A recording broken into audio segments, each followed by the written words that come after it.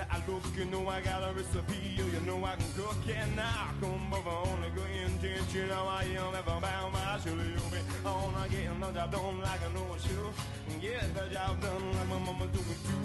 Only one thing I remember, she said, you gotta earn out who you will stay. And I don't give a waste, so we're gonna agree. I say, all that shit don't bother me. Only one thing that you should not forget, you gotta be on my moves. And I don't give a fashion, the styling of your hair. I don't care about the kind of wish you wear. Only one thing that you should not forget, you gotta treat your mama with respect. Treat your mama with respect. You better treat your mama with respect. Slap you upside down the head. You don't treat your mama with respect. Treat your mama with respect. You better treat your mama with respect. Slap you upside down the head. You don't treat your mama.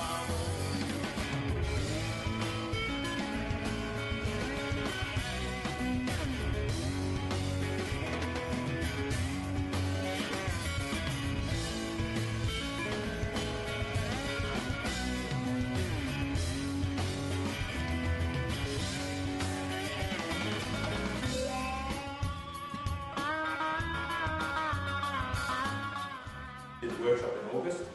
Now he looked at it and he said, I know you're hoping for a broom style, but traditionally it's not going to happen because it's the wrong way, especially a Japanese style. He said that this is more of a Chinese style where it's a bit more freeform. Broom style would mainly, in Japanese version, would mainly have one single main branch coming up through the middle here, with lots of smaller ones coming off that. Of course, in nature there are many different ways that it happens naturally, and of course that's the way the Chinese like to do it, is they see the tree in the wild and they think, well, it's not always going to happen left, right, back, whatever. Sometimes they deal with what they get. So I have got a photo here later on that I can put on the bench here. It's just of the process I went through with the workshop. Working with Lee Wilson, he said, well, because it's not a natural, it's not a traditional Japanese style, what we'll do is, there was a solid trunk right through from top to bottom here. We grabbed a saw, borrowed a saw off somebody, cut it about an inch of the way down, grabbed a wooden wedge, and just hammered it straight through the centre. And it split the tree probably down to about here. We wired some of the branches up into the positions that we thought would look good at the time. I did a little bit of carving, which you'll see in the photographs up here. A little bit of shari. In the following years, it progressed. There was a bit more trimming, shaping. We got it, attacked it with the Dremel. A bit of fun, a couple of hours, and lots of wood shavings everywhere. But I probably carved it down to about here, and probably half the height in the back. And then we looked at it a couple of years later, Lee Wilson and I, and we decided, look, it needs to go a bit further. We either need to stop it there and leave it, or make it look like it's really been weathered out. So I decided, no, I'm up for the adventure of it. So, and I don't mind carving with the Dremel or any sort of tools. So I just carved it right out through the centre here, and it actually carves into one of the main roots here, and carved out the back.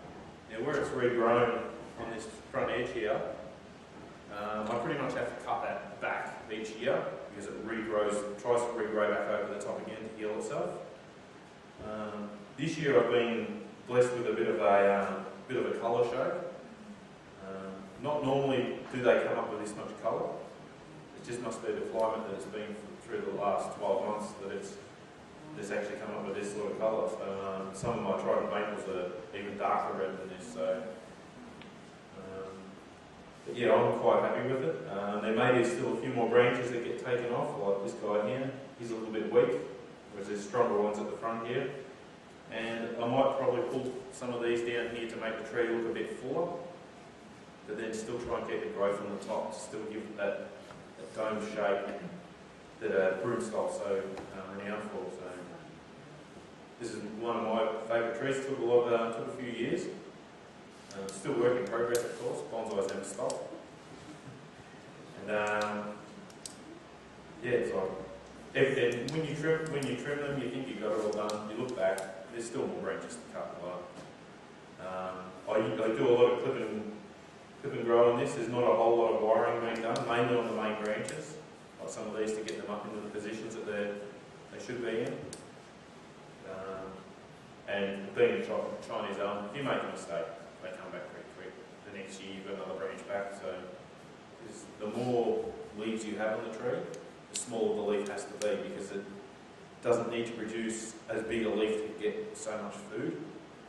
So because there's, like the first year you might have a big leaf because there's only half a dozen leaves on there. But then the next year you might have 50 leaves on there, so the size reduces naturally by itself. I'm not finding that. Yeah, it's a matter of the amount of food available has to be spread over a larger number of leaves. Yeah, no, So I'm the just saying, small- more I'm leaves not there are, finding that with the less more food leaves each I one get, they're has. just the same size, large. You can trim them off. Of course, it's very tricky because there's so many leaves. It does matter too to keep a balance between how much food you give them each and how much trimming you give them as well. The more ramification you get in your tree, the smaller the leaves you naturally get. Okay, well, dynamic lifting normally is a bit more low in the nitrogen than other things. It's because it's a slow release, it does release slowly. It takes a while for the plant to actually be able to get through all that fertiliser. You'd have to actually check the most mixes, fertilisers have a list on the back of them that gives you the different fertiliser regimes that are in them. Even dynamic lifter will give you what's in them. And in fact, I might have a bottle of Maxi-Crop and a few other things that will also give you a list of what's in them and the percentage of nitrogen, potassium and phosphorus. So you just look at those lists and choose ones that's suitable for the plants you've got. So if you've got one you want to actually encourage to flower, get something like rose food that will encourage flowers, or an African violet food. And again, because you don't want it to grow too vigorously, you give it a half strength normally if you're using a commercial fertiliser. So I knew black pine. Black pine, it's very nice. Which I know very little about, but I know enough to get me started. That's the main thing. And isn't it going to be beautiful? Do you have a style in mind? No, not really.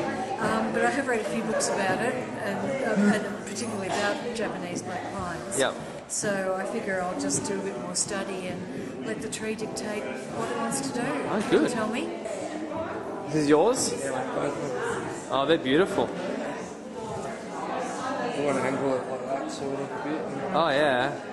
Oh, that works. It changes it totally, doesn't it?